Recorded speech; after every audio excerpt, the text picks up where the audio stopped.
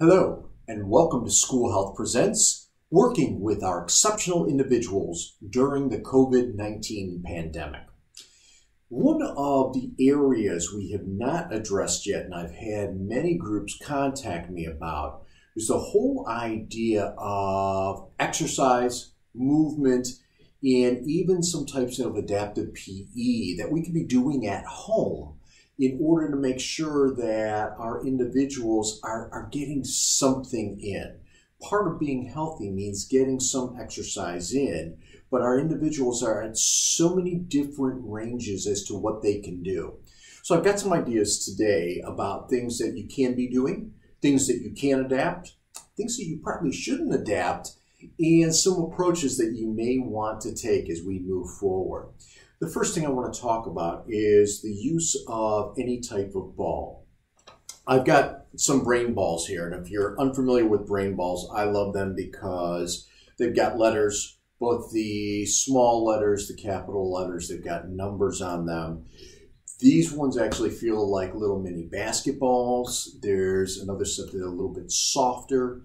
But the great thing about this, about a ball of any type, is that you can create all kinds of games with it, and they don't even need to be something that you pass or catch. If you want to do something like that, that's great. But the reason I'm bringing these up is because more of the letter and number idea as we're going through.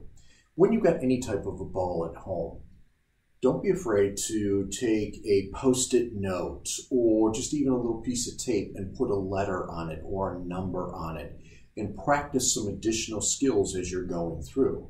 Play, as has been researched for several decades now, is actually one of the strongest ways that the human mind learns how to do something. And it's that idea of the tactile and kinesthetic movements that go through that for some individuals actually enhances the learning experience. So put some letters on balls, roll the balls back and forth, have the individuals repeat what the letter is, and then maybe even take some letters and begin putting them together. So I've got T, R, and Y here for try. And we can even go back if you're working with some speech development. Maybe it's try. You're sounding things out. So that's one great thing. Again, this can be done with any type of balls you may have lying around, rolling them back and forth and getting them on. Just again, piece of tape, Post-it note on there for the letter will be helpful. Another thing you could be doing with the whole idea of letters and numbers. I'm just going to take this particular exercise. I've got 6. I've got a 4. If I put a minus sign in between, 6 minus 4 equals, and then have some choices and make sure they get the correct number. And again, use whatever balls that you have at home, but I love brain balls for this particular activity, and there's so many other things you can do with them. So you could be using just some basketballs, you could be using soccer balls, you could be using a lot of different things when it comes to it. But again, get that involvement, even if it's just sitting on the floor and pushing balls back and forth if you're outside, or inside I should say. If you're outside, you may want to take a look at games if the individual can play them like 4 corners or 4 squares, whatever you call it in your area, where you've got individuals in different parts of the driveway, or even if it's just you and that individual standing 6 feet apart where you're bouncing balls back and forth or rolling them back and forth. So again, an idea is just getting movement, getting some ideas to what's happening. Taking walks. Don't be afraid if that individual can get out and take a walk. Know how far they can walk. But if it's a decent day, get outside, get some fresh air coming in, get some of that sun giving us the vitamin D that it's been known to give us as they're going through, just so that in an overall sense they can, again, get a little bit of health going that way. Please make sure if you are going outside and you are taking a walk, you're following social distancing protocols and you've got masks available in case people do come together. You want to be able to protect others as well as protect yourselves as we're going on. Some other things you could be doing at home. Some of you have seen before my little footprints and handprints. Don't be afraid if you don't have something like this lying around to cut them out. put them in various places and have the individuals maybe crawl to certain areas or move to certain areas, take certain steps, have them hop, things like that, but giving them cueing as to where they need to go along the way. And again, just using regular paper if you don't have something else that's already solid is perfectly fine. What we're trying to do again is get that movement going on back and forth.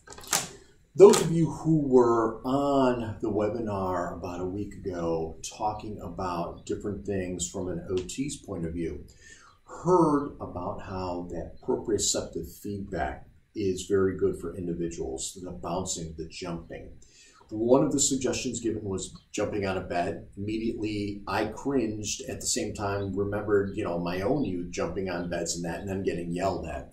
You may not want to have the individual jumping on the bed if that's inappropriate, and that's fine.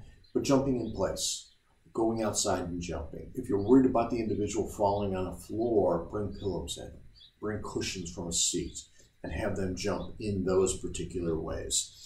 Why I am hesitant to say, just jumping on a bed is absolutely wonderful. It's unfortunately can become quickly a trained behavior. Why is it all right at certain times and not all right when we're trying to go to bed? So my suggestion again, cushions, pillows on the floor, have them do things on the floor, making sure it's something that's different. Another way to encourage bouncing, some of you may have an exercise ball sitting around. Here's what you need to be aware of. I'm just going to set the exercise ball down here, and I'm going to sit on the exercise ball. If you could actually see it, you would notice that my knees were up very high. Make sure if you're using an exercise ball, the individual can put the bottoms of their feet on the floor without having to stretch or without causing their knees to be up too high. Why? Because if the individual can't be sitting on the ball with their feet on the floor, they can be wobbly and they can fall over. The other thing you want to be aware of is if that individual doesn't have great core strength, then an exercise ball is not going to help them right off the bat. Because again, although you could put them on it, they may have a tendency to fall because their core strength has not yet been developed. So be careful with exercise balls. They can work, they're great. An individual can bounce on them, they can do some work with them, but if they're too big or too small, it may not give you the experience you're trying to get. Let's stay in that moment and talk about other things you may have around the house. Many of you have yoga mats around the house. Please feel free to use them, but make sure you wash them down after every individual uses them. It's just a good health idea anyway. So go ahead and use mats. That way too, if you're rolling out a mat and that individual is lying on the mat, it is a natural progression for them. Some of you may also have rollers of various types. Again, if the individual needs pressure in certain areas, like the back, this is actually good because get them on the floor and let them roll over it themselves. Let them roll over it with their legs. So getting some feedback, but you're going to want to work with your OTs on that because the OTs will guide you in the best way forward. Something to be cautious of. Some folks have rollers like this, little muscle rollers as they go through.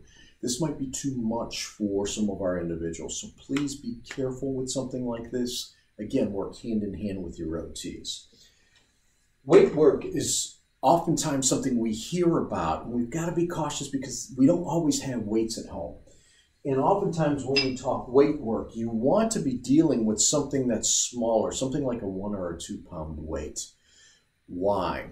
Because in some cases, you may have something like 25-pound dumbbells standing around. Well, that's not going to be good for a lot of our kids. So even though you might be able to use something like this, it doesn't mean they can. So don't just assume too that, if I guide them, it'll take some of the pressure off. No, that's not the point. What are some alternatives? If you have some weights, but they're too heavy.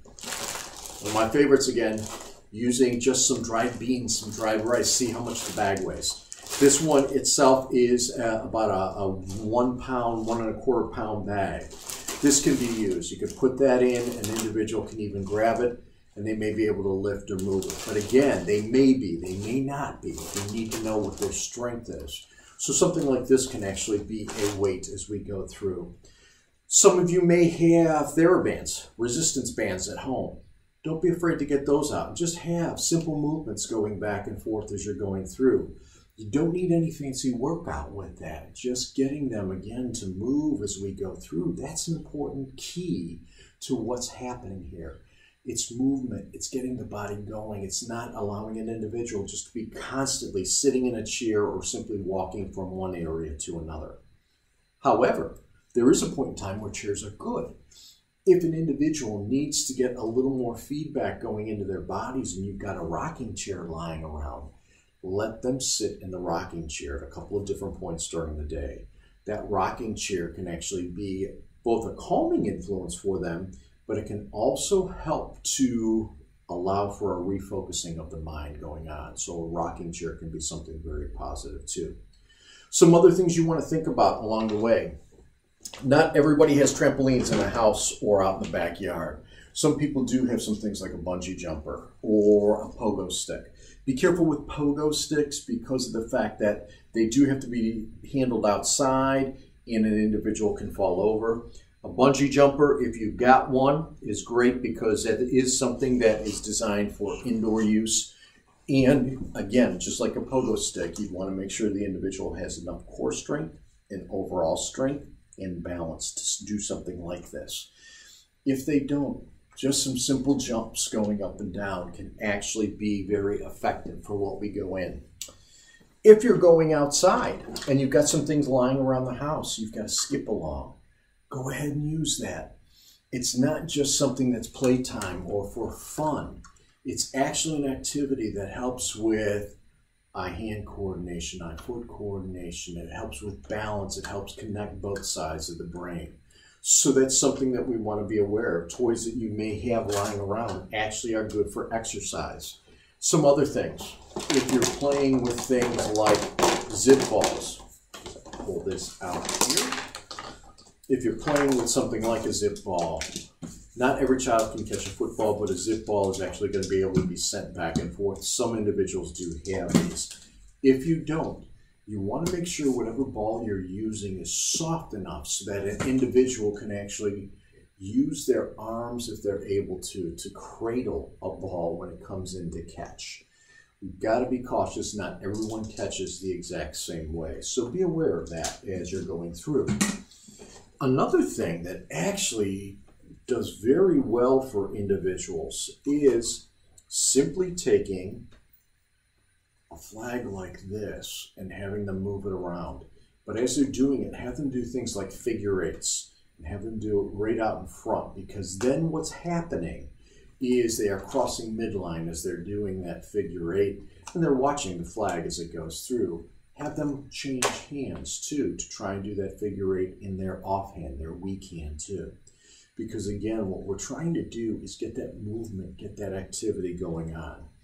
We know that in many areas, playgrounds are closed, and some of the playgrounds may end up staying at least a little bit closed for a while because of social distancing. If you've got a playground out in your backyard, and it is something that, again, only you use, make sure you wiped it down.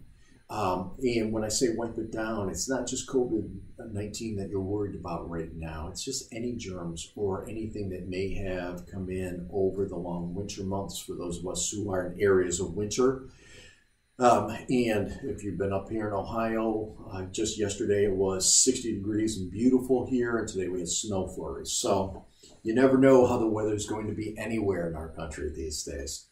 But make sure you wipe that down. And if your individuals are the only ones using that, go ahead and let them use that. Let them use the slide. The slide, that feeling actually is very good. The swing is also a very good feeling as they go back and forth. So those are some things that you can be doing as long as, again, you're following all state health codes and protocols when it comes to proper social distancing and sharing of things. As playgrounds start to be open, recognize again the swings can be a very powerful tool for what you're trying to use there. Bicycle rides. If the individual can ride a bicycle or a tricycle, that's still a good thing to do, even if it's just up and down the driveway a little bit. While you're working different types of strength, different types of core activities, talk to your OTs about that. You also, if the individuals are in an adaptive PE course, get a hold of those teachers and see some of the things that they've done. See if you can't actually take some things and modify them for the home use. My favorite thing, and I've saved this to the last, and I thank the OTs who've shared this with me. This is a simple activity. I've just got a sheet of paper here. What you have the individual do is actually work on skills of actually crumpling it into just a paper wad. Why? Because you're working some fine motor as you're going through. You're getting them to actually do that activity. Then you can use this to play catch. You might want to use it even if you're just sliding things across to try and bat and try and move. Interesting thing, and this is something that in the good old days we used to do before we had things like Nerf balls and that. If you want to play something like a baseball or a tennis in the house, paper wads and just a place that's set up.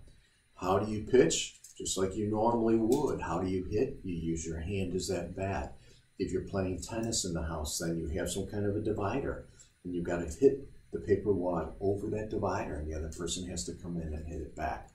Again, make sure you're protecting the area around the house. Make sure that there's nothing breakable that they can move into. But realize there's a lot we can be doing and a lot of toys that we already have that are actually good for doing healthy activities. Please get them engaged. Please get them away from the screens like we're watching here right now. But give them other opportunities to get out when they can.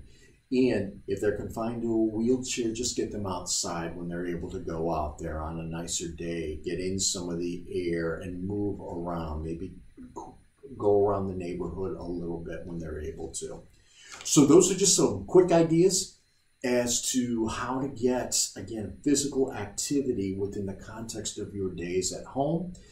I have seen a lot of people here in Ohio. We are allowed to go out and walk. We just can't congregate together. We have to keep our social distancing. I've seen a lot of families doing bike rides, walks, walking infants in a stroller, moving along with individuals in wheelchairs, making sure, again, you're keeping proper distancing or you're wearing masks, but just getting out there and doing things. Those are important things. Again, we're trying to make sure that we show our individuals that, yes, the outside world is still something we have access to.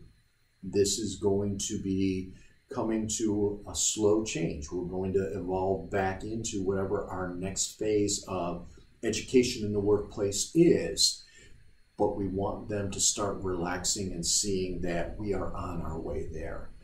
And as always, if you have any questions, feel free to reach out to me. Thank you for all that you're doing, and I wish you continued success.